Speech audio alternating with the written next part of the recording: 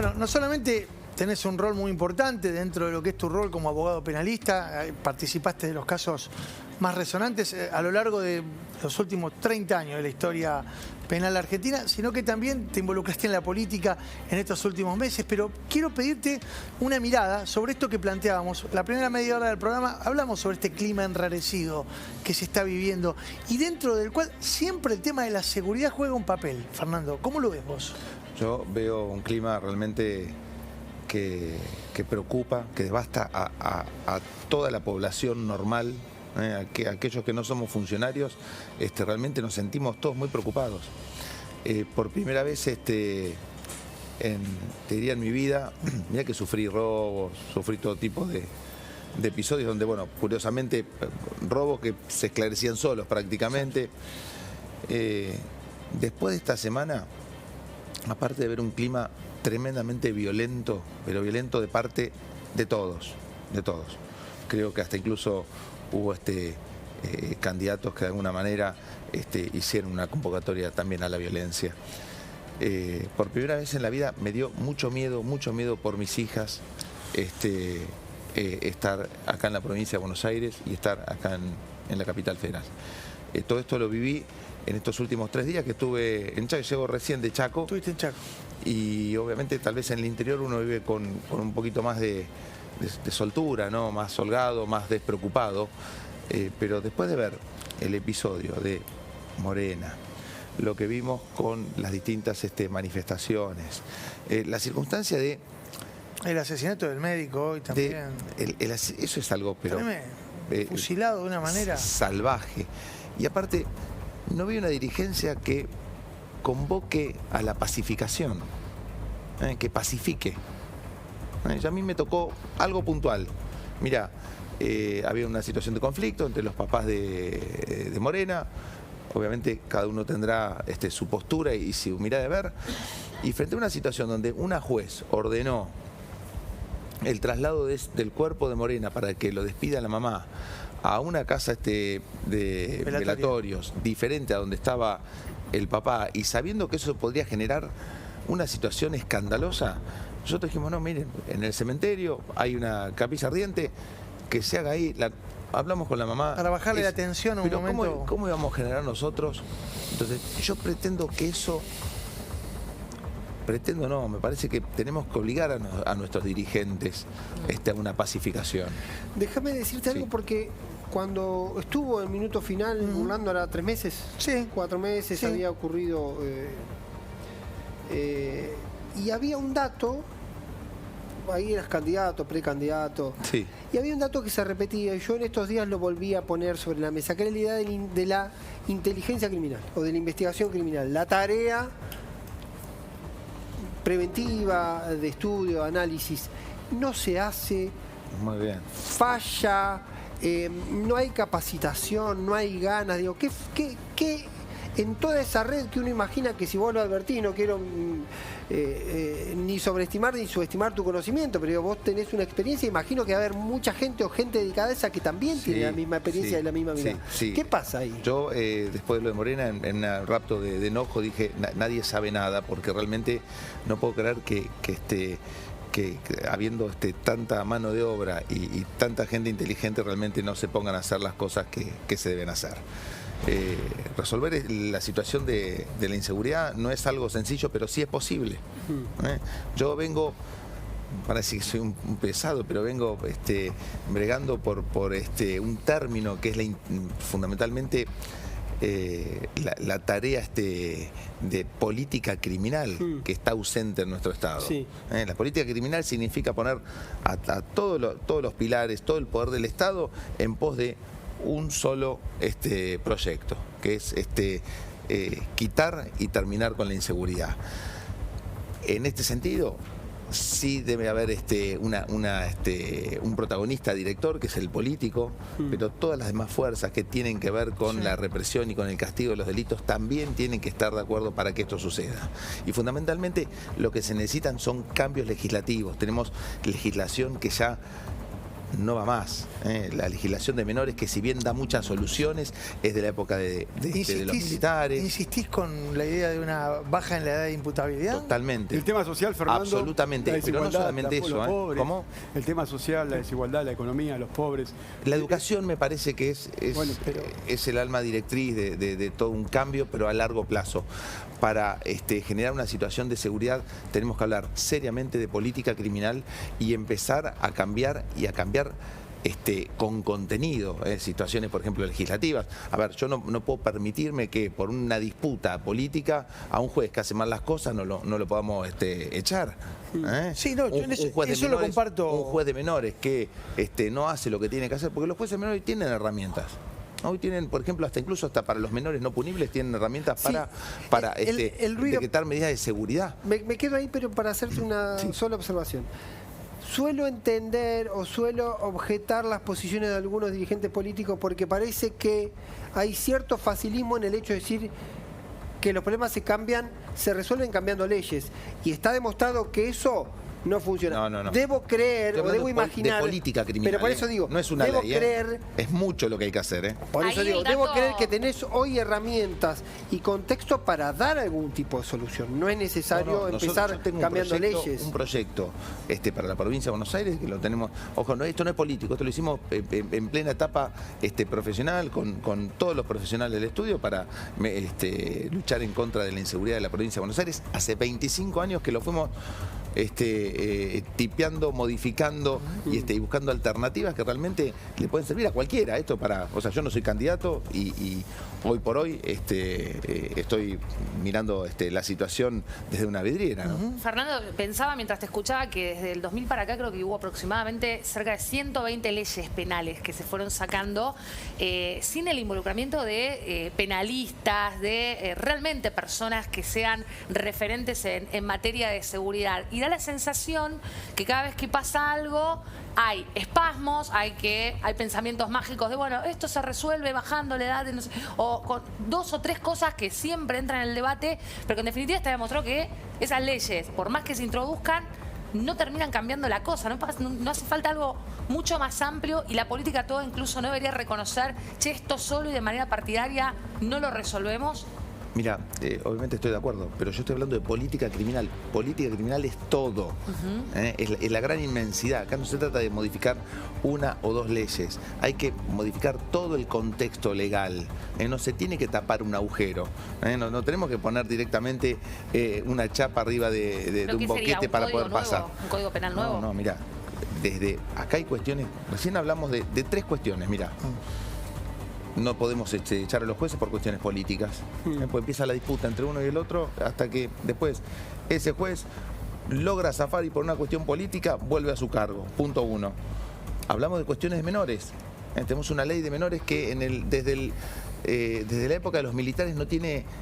tuvo un suspiro de modificación apenas. Hay un poco de saneamiento ahí con el tema de los menores, porque con el caso Morena, para analizar en concreto lo que pasó, vos ya habrás tenido contacto con el expediente, Mirá, se dio esta discusión con Kravitz, yo te digo, finalmente se había estado ¿Vos viste el menor o no. Yo te digo, vimos parte del expediente, nos presentamos la famosa el lunes en la investigación penal preparatoria, pero déjame contarte pero déjame esto. específico. La famosa teórica confesión del nene de 14 diciendo que había sido exilio. ¿La viste vos en el expediente? No la vi. Está bien. Pero No, seguí con el razonamiento, porque eso va en línea con lo que dijo la fiscal ayer. Por eso. Sí, lo que quería decirles es que es algo muy, muy claro. Mirá, me parece que los modelos que se deben copiar son los que han dado resultado en el mundo. Y esto de la inseguridad también es un mal mundial, no es un mal solamente la Argentina. Fundamentalmente Latinoamérica, Centroamérica sufre realmente una cuestión, una verdadera guerra en este sentido.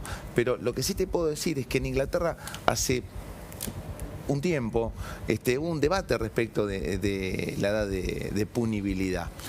Y precisamente, fíjate, lo resolvieron a partir, obviamente, con otra estructura legal, con otro, ya se otro tema manejamos social, con... Fernando, ¿Cómo? Otra estructura social. Otra estructura social. Pero mira, muy importante. Déjame contarte esto. La pasan muy que mal. tiene que ver con... No justifico nada, pero creo que el problema más que policial es social en la República. Sí, totalmente. Social. Pará, estamos abrazando el mismo concepto. Social de oportunidades. Abrazamos el mismo concepto, pero déjame decirte esto. Mirá cómo resolvieron un tema que en realidad, más que lo social, tiene que ver con tal vez también pensar en esos familiares de víctimas que pierden familiares. Entonces, 2 niños, 9 y 11, 12 años, asesinan a un bebé. Se armó un debate feroz. En Inglaterra, ¿hablas? En Inglaterra. Interesante. ¿Sabes cuánto duró el debate? Días. ¿Sabes qué hicieron? Bajaron la edad de punibilidad precisamente a 12 años. ¿Eso no es adaptar la ley a la casuística? Bueno, Casi. el derecho, Bueno, allá es el un derecho derecho sajón que es distinto. precisamente se basa en la costumbre. Claro. En la costumbre. Lo que pasa en la costumbre es lo que transforma la ley. Pero déjame decirte algo. Acá, si nosotros pretendemos hacer algo de estas características, empiezan a aparecer organizaciones y los políticos, y discúlpenme que lo diga, yo sé que se enojan mucho cada vez que hablo de esta manera, de los jueces o de los funcionarios en general, se asustan. Entonces, con funcionarios que se asustan frente a la presión de las distintas corrientes filosóficas, sociales y políticas, no podemos ni siquiera empezar. Y acá el cambio hay que hacerlo, porque fíjate, yo lo que tengo para decirles es que mi estudio se ha hecho y ha sacado conclusiones en base a 40 años de democracia.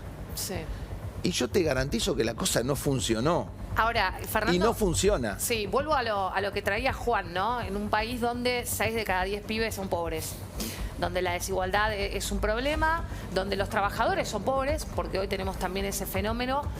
No es tapar, no es querer tapar con un dedo al sol, pensar solamente en leyes, porque realmente el problema de fondo es la desigualdad. Yo creo que el tema de la educación es algo clave, lo único que le puede abrir pero más que puertas educación, incluso a la pobreza. No tengas duda que es la educación. Pero es a largo plazo y es meritócrata. Punto básico. Si pueden comer antes de educarse también, Fernando. Segundo. Si pueden comer antes de educarse también. Sí, segundo. Yo entiendo todo lo que me dicen, pero yo estoy pensando en los papás de Fernando.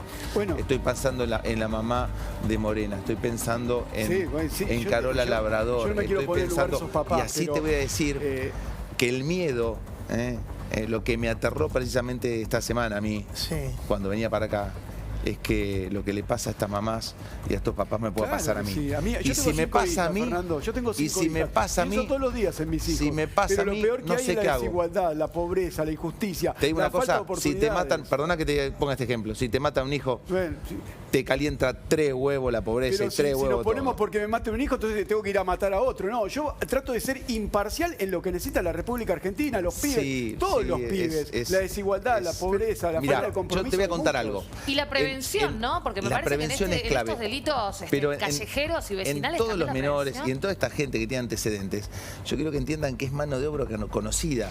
Esto como, viste, cuando llamás al pintor de tu casa, que sabe cómo te va a pintar. Si sabes que el sábado, tal vez, en vez de pintar, se prende el fueguito y, anda a laburar. Pero no te quedes. ahí te hago una pregunta que lo veníamos pensando, cómo insertarlo acá. No queremos atentar contra ninguna ley de veda electoral, pero ¿vos no crees que también acá las fuerzas de seguridad son parte del problema? Pero sí, política criminal. Pero pero yo hablo de las fuerzas de seguridad que saben dónde se vende la falopa. Sí. Saben dónde paran las bandas que terminan generando. O perdóname, o peor, a veces los vecinos saben más que la policía a veces. O sea, hasta eso se da. O son ¿entendés? deficitarios en su función. Ahora, ¿cómo? Porque yo me acuerdo en la provincia de Buenos Aires, por lo pronto, me acuerdo de Arlañán cuando quiso hacer una reforma. Esa reforma empezó con todo el ímpetu político que tenía en ese momento el gobierno. Había una crisis muy grave. En el marco de una crisis gravísima. Había una crisis muy grave. Pero honestamente después se frustró y la verdad que nadie le mete mano. La bonaerense es un bicho raro. Tenés razón, pero lo que yo sigo insistiendo, nosotros tenemos... La política, ¿qué es lo que tiene que hacer? Precisamente política. Y política es proyectar.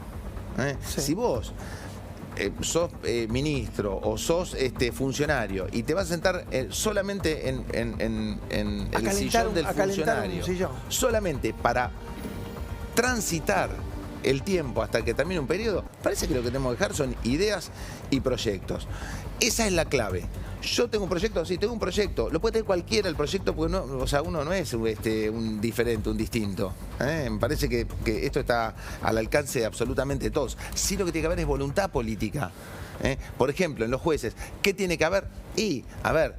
hay que cortar con la desidia y con la vagancia. O sea, uno tiene que tener ganas de trabajar. Porque, por ejemplo, si vos sos un menor, agarrás, le trazás una medida de seguridad, seguramente ese juez de menores trabaja mucho más que el que le dice anda con tus padres, que entran y salen 70 veces después de cometer hechos delictivos. Te hago una pregunta específica. Yo le estoy tirando soluciones. Solamente una nota al pie. Es un proyecto. Una nota al pie porque lo que noto todo el tiempo es que volvemos como al ensañamiento con los menores cuando no hubo menores involucrados en el caso de Morena, ¿no? Es una problemática grave. Es una problemática grave. Y una de las franjas sociales más descuidadas por el Estado son los jóvenes. Y cuidarlos, a meterlos en cana. No, hay que cuidarlos. El Estado tiene que estar presente. Si el Estado estaba presente, Fernando Báez Sosa estaba con vida. Si el Estado en la noche no está presente, donde se vende falopa, se cometen delitos emparentados con las plataformas sociales, donde hay aplicaciones que te traen TUSI para a domicilio. O sea, tenés una aplicación, agarrás, marcas un número y te traen TUSI, droga. La peor droga que existe en este momento para, obviamente, determinada franja social, te la llevan a tu casa. Entonces, o sea, esto hay que terminarlo. O sea, no puede ser que de alguna manera estemos habilitándole el camino al crimen. Me quedo con un debate que lo menciona hoy en diagonal un poco Mauro. Quizá post-Arlañán, una de las reformas en provincia de Buenos Aires que fue más notable, no sé si funcionó o no, y ahí va la pregunta, fue el tema de las policías locales. Hubo un avance, después hubo un retroceso y después se anuló. Prácticamente se deja de conversar y cada tanto aparecen algunos intendentes diciendo, che, denme el control de la policía porque evidentemente la bonaerense es inmanejable. Yo creo que es una hipótesis, digo, para ir a algo efectivo, algo concreto que se puede tomar con una resolución de un gobernador. Sí, yo creo como todo, la policía es como en las distintas profesiones, hay buenos, malos, hay gente que tiene vocación, hay gente que va a cumplir un horario. Lo importante es discriminar eso. O sea, tal vez en lo que se ha fallado en algún momento en la policía de la provincia es en no discriminar quién es el policía de vocación al policía que lamentablemente necesita una obra social. Esa es la verdad. Entonces, todo eso genera riesgo a quienes tienen que cuidar, que es a nosotros. Todo eso genera riesgo.